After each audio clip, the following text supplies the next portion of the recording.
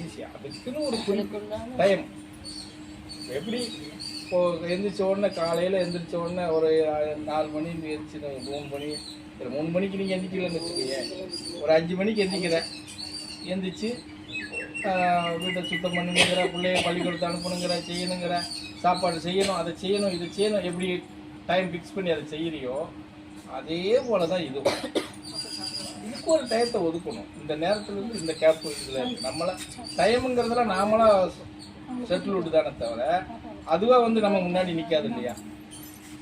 நாம வச்சுக்கிறோம் இந்த நேரத்தில் வந்து இந்த நேரம் இருக்குது, இந்த நேரத்தில் வந்து இந்த நேரத்துக்கு இது அப்படின்னு ஒதுக்கி வச்சுட்டு நீ அதை ஃபாலோ பண்ணிட்டே போ, ரொம்ப ஈஸியாக இருக்கும். ஆமாம், நீங்கள் அதை பண்ண மாட்டீங்க. ஆமாம், அப்போ அதை செய்யாததுனால தான் நமக்கு எல்லாமே வந்து கஷ்டமாக தெரியுது, எல்லாமே பெருசாகவே தெரியும். அப்பா இதை எப்படி பண்ண முடியும், இது எப்படி பண்ண முடியும். ரெண்டாம் தரம் எல்லா விஷயத்துக்கும் அடிக்ட் ஆகிடுறீங்க. அதில் மெயின் வந்து தூக்கத்துக்கு அடிக்ட் ஆகிறது படுமோசமாக அடிக்ட் ஆகுது. இதெல்லாம் எப்படின்னா தூக்கமா நம்ம கண்ட்ரோலில் இருக்கணும், பசினா கூட நம்ம கண்ட்ரோலில் இருக்கணும். தூக்கம் நம்மளாக கூப்பிடணும், வானா தான் வரணும். அந்த அந்த பவர் நமக்கு இருக்கு.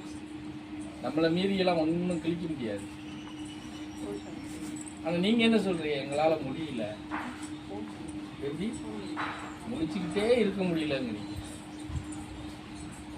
ஒரு நாள் தான் சாமி அதை செயல்படுத்த முடியுது, மறுநாள் அப்படியே டைம் டேபிள் மாறிடும். திங்கள் டு வெள்ளி ஓடு, சனி ஞாயிறு மாறிடுது.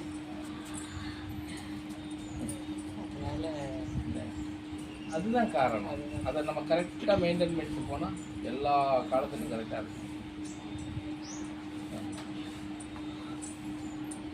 நீங்கள் பாருங்க, நீங்களாக தான் வச்சுக்கிறதா, நீங்களாக ஒரு செட்டிலோட போட்டு நீங்களாக மாற்றி அதுக்கு அப்படியே போடுறது அதில் வர்ற சிக்கல் தான்.